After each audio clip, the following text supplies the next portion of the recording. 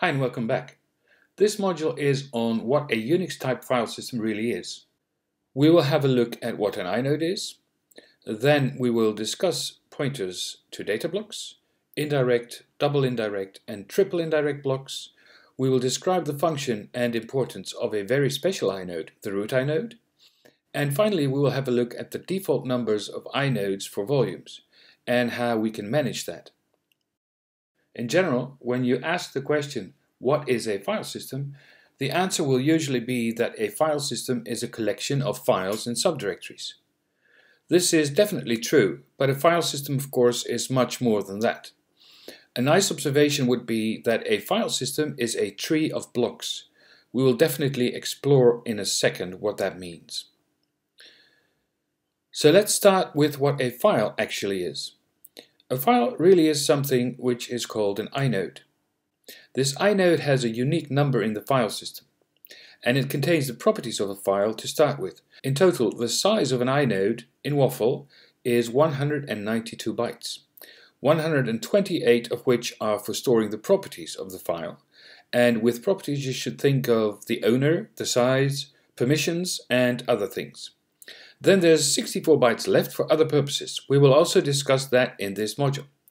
Now the I in inode, Dennis Ritchie, one of the creators of Unix, wasn't sure what it really meant. He thought it meant index node, but we're just going to call it inode. So to view the properties or the useful properties, you could run the ls-li command. That will also show you the inode number itself. The stat command will give you some additional fields. So let's have a quick look at that. What I will be doing in this demo, I could very well do on any Unix or Linux file system. But since we're talking about WAFL, let's do it in WAFL. What I'll do is definitely not best practice. Netapp would strongly discourage you to do this in a production environment, but since we're in a simulator, or at least I am in the simulator, and since I am not planning to break things, I will do it anyway. I will go to the system shell and access the volumes of a storage virtual machine via the /cluster directory, which will give me access to all of my mounted volumes in the entire cluster. So let's do it.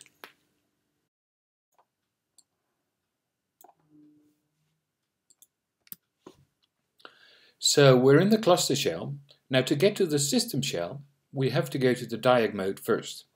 So we enter the diag mode, and then we want to access the system shell of node 1. So we run the system shell command and enter the node number, which is node 1, and then of course the password, and we log in as diag user. Now we see the warning that Netapp just wants you to only do this under the guidance of support personnel. We keep that in mind, so we will be very careful. Now, as the diag user, I'm not able to do very much in here, so I can't write to any volumes. So what I'll do is I am going to sudo to root. So that gives me access to the super user, and now I'm user ID 0. In other words, I'm the boss on this system. I can do whatever I like. Now I cd to the /cluster directory and make sure I'm in there, and then I see I have a subdirectory which is called svm_blue, which is my storage virtual machine. And I see all the volumes, including a snapshot directory. We'll talk about snapshots later. I'm going to change the directory to the example volume, which is a mounted volume in my cluster. So I cd to example, and again, this is the snapshot directory of that particular volume. Again, we will look at that later. Now I'm going to create a file, and this file is called file1. Now mind you, the name of the file is not in the inode. We'll talk about that later as well, but the inode does not contain the name of the file. We see that the inode number is 96, and we have some properties, like what type of file is it, what are the permissions of the file, who's the owner of the file, and other stuff. So we'll talk about some of these fields later. Now we can run the stat command using the x option of that particular file. It will give us some more information. Again, there's the file name, Then the size is 0 bytes, so it's empty. It's a regular file, and there are some more properties like the permissions,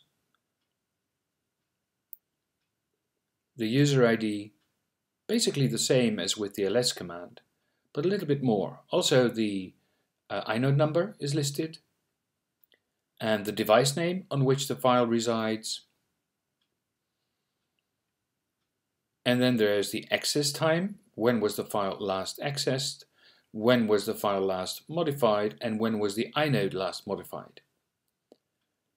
So we're very happy with that. So now we see what actually is inside the inode. Now we're going to create a directory, call it testdir, and do a listing of that directory. So the properties of the inode of the directory. So the inode is 97, and the type of file is it's a directory. And again, we have the other properties that we just had a look at. The staff command will again give us the same type of information, but a little bit more. And we see that it's a directory. And well, an interesting thing here is the size. We see that creating a subdirectory will give us a complete block of 4 kilobytes. And the permissions are listed, the device is listed, the inode number is 97 again, because it's the same file, of course, as with the ls output. Now, we're going to remove all of that. So when you remove a file in WAFL, the inodes will be freed. So make sure when we're in the correct directory, we are going to remove all of the files in here. That will give us an empty volume again. And when we recreate a file, so let's recreate file 1, we will see that it will have the exact same inode number because that inode number was freed and is reused again. We touch a second file, and now we see that the inode number of that file would be 97. Right, just a second ago it was a directory inode, now it's a regular file inode. So we're going to remove all of those files and we're done. So let's continue.